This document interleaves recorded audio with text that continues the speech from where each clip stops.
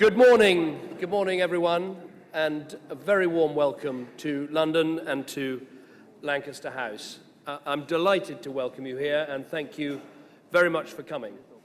This is not just the largest gathering of countries and organizations that has ever come together to discuss Somalia. I also believe it is the most influential. We have leading figures from governments in every continent of the world. We have leading organizations from the African Union and the European Union to the Organization of Islamic Cooperation and, of course, the United Nations. But most importantly of all, we have Somali delegations representing almost every region of Somalia that is not under terrorist control. So I want to say very clearly why I've asked you all here today and what I believe we can achieve together. First, why we are all here. For 2 decades, Somalia has been torn apart by famine, by bloodshed, and by some of the worst poverty on our planet. As many as 1 million people have died. The terrible scenes that we all saw with the famine last year were truly heartbreaking, with death and suffering on a scale that no country and no people should ever have to suffer in our modern world. Earlier this week, I met with some of the Somali diaspora, British Somalis, living here in Britain. Many had fled from fighting and famine, and they had grave concerns for their relatives left behind. Now, of course, it is natural to want to help any country in such distress, but there is another reason for the international community to help the Somali people, and that is because the problems in Somalia don't just affect Somalia, they affect us all. In a country where there is so little hope, where there is chaos and violence and terrorism, pirates are disrupting vital trade routes and kidnapping tourists. Young minds are being poisoned by radicalism, breeding terrorism that is threatening not just Somalia but the whole world. If the rest of us just sit back and look on, we will pay a price for doing so. So as an international community, it is in all our interests to try and help the Somali people to address these problems. And yet for 2 decades, politicians in the West have too often dismissed the problems in Somalia as simply too difficult and too remote to deal with. Engagement has been sporadic and half-hearted, and that fatalism has failed Somalia, and it has failed the international community too. So today we have an unprecedented opportunity to change that. And I believe there is real momentum right now. International aid has pulled Somalia back from the brink of humanitarian crisis. Thanks to the extraordinary bravery of African and Somali troops, the city of Mogadishu, once beautiful, now a bullet hole-ridden city, has been recovered from al-Shabaab. And despite the huge challenges still ahead, when the British Foreign Secretary visited Mogadishu, he saw growing confidence returning to those streets. Shops reopening, homes being rebuilt, a city beginning to get back on its feet again. Crucially, across the country, al-Shabaab are losing the support of ordinary Somalis because they tried to stop vital food supplies reaching their fellow countrymen. The final piece of momentum, and the most important piece of momentum, is the steps that the Somalis themselves are taking to ensure there is proper, representative and accountable government. That is why they're ending the mandate of the transitional federal government, and the meetings at Garowe have made real progress in taking that forward. And to me, that is the most important part of all, because ultimately the problems in Somalia can only be solved by the Somali people. So we are not here to impose solutions on a country from afar, nor are we here to tell you, the Somali people, what to do. But we are here to help get behind you, to get behind your efforts to turn things around. I believe if everyone comes together and does their bit, I'm absolutely convinced that Somalia can solve its problems and ultimately fulfill its potential as a key player in Africa and in the world. So let me turn to how we do that, and specifically what we want to achieve at this conference. There's no single magic solution that will make all the difference. It is about the patient work of helping the Somali people to rebuild their country from the bottom up. Now, to me, that means 3 things. First, helping to build security through a strengthened African Union peacekeeping operation. Second, getting humanitarian aid and development support where it is needed. And third, ensuring that Somali efforts to create a representative government are backed by real international commitment. I want to take each one briefly in turn. First, security. I want to see an African Union mission that has the resources to put al-Shabaab permanently into retreat, and that also takes seriously its responsibility to protect civilians. The first outcome of this conference, if you like, actually happened yesterday. The United Nations Security Council agreed a UK-led resolution to extend the mandate of the African Union peacekeepers beyond Mogadishu and to increase the number of troops from 12,000 to 17,700.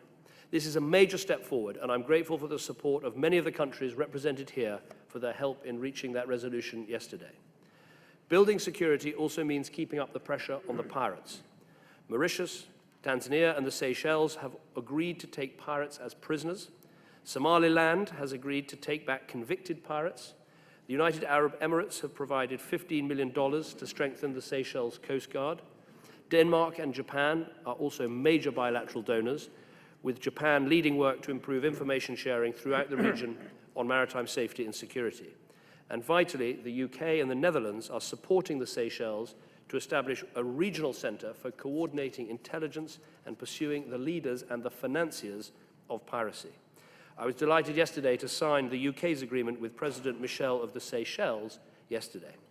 So we want to build on these efforts today with further agreements for the trial and detention of pirates. Let's create an international task force on ransoms, and let us set the ultimate ambition of stopping these payments, because ultimately we must ensure that crime does not pay. Second, the humanitarian aid and development support. Now, aid has helped save the lives of 750,000 people affected by famine last year. It has fed 2.6 million people across Somalia and provided emergency assistance to many more. I'm proud the British government has been the second largest bilateral aid donor, and the British people themselves have made a big contribution. But while the famine may be technically over in Somalia, there are still 2.3 million people in urgent need of emergency assistance. Somalia's recovery is in a very fragile state. So it's critical that greater security leads to more humanitarian aid getting through to those who need it, and also that we provide more support to those who fled Somalia for Kenya and Ethiopia, and who are also in desperate need of further help. Britain is today providing a further £51 million over 3 years for refugees in Kenya and in Ethiopia. But it's not enough just to give emergency aid. We need to help Somalis get back on their feet. What matters most to ordinary Somalis is what matters to all of us: finding a job, supporting our families, making sure their children are properly fed and educated. This means providing them with long-term agricultural development assistance that will not only help them survive the lean season, but actually put themselves and their families on the path to sustainability and self-sufficiency. And it means bringing in new resources to promote stability and prosperity in all parts of Somalia. So I'm delighted that Denmark, Norway, the United Arab Emirates, and the Netherlands are joining us today in setting up a local stability fund that will provide support to previously neglected regions, including those emerging from conflict or from terrorist control. This will facilitate local people building a network of safer, better governed areas that can gradually put the squeeze on those areas still held by al-Shabaab. I hope that other countries may be able to help support this local stability fund over the coming weeks. Third and finally, a reinvigorated political process. Unless we can help the people of Somalia to build a stable future, the problems will keep reoccurring. The only way to address the causes of piracy and terrorism is to back local efforts to forge a new peace deal, ensuring that people from across Somalia have a voice in how their country is run. So most importantly, I hope this conference will forge a new momentum to put in place the building blocks of a more stable country, getting behind the efforts of Somalis themselves to turn things around. That momentum is already being seen.